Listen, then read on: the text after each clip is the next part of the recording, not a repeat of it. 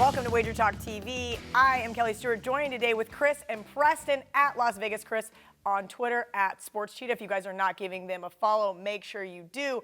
Let's talk about the Green Bay Packers laying 1 at the Detroit Lions. I kind of lean the Lions here with this one. I have not had the guts to bet them. I know a little bit early money came in on them. They have covered 3 of their last 4 versus the Packers in Ford Field. And I'm not sold that Aaron Rodgers is 100%, maybe like 70% range. And here's a really tough divisional game. Who wants to go first? I see you guys both looking at me like I'm crazy for picking the Lions here. Well, I'm a Detroiter. This is one game that stuck out for me. Last week, my locks of the week with my head, before I got my spreadsheets, were the Giants and Indianapolis, 0-2. Didn't bet either of them after I got the spreadsheet. This week, I really like the Lions for a lot of reasons. I get the spreadsheet, and it really favors Green Bay, unfortunately. But nevertheless, it's not by much. I think it's going to be a really interesting game. As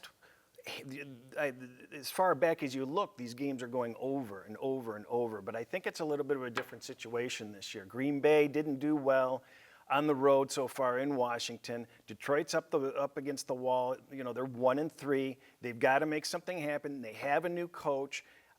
They're running the ball. They finally got a 100-yard rusher. I think the flow of the game is going to be a little different, and I kind of think that it might be, they're both actually in the low 60s on pass defense so far.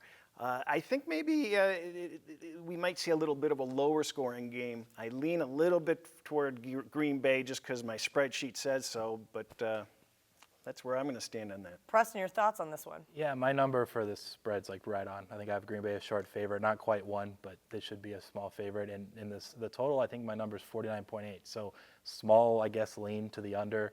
And when you actually go through the matchups, and I was diving through because I thought maybe I would end up liking this under more than I did, but both teams, I believe, are around 10th or 11th in defensive efficiency so far. But when you adjust for who they've actually played and the strengths of the offenses that they've played, you know, for example, the Bills last week, the Packers shut them out, but it was the Bills, right? They're not as good. They're both basically league average. So at this point, I'd probably need 52 before I bet under. So I'll be watching the market throughout the week.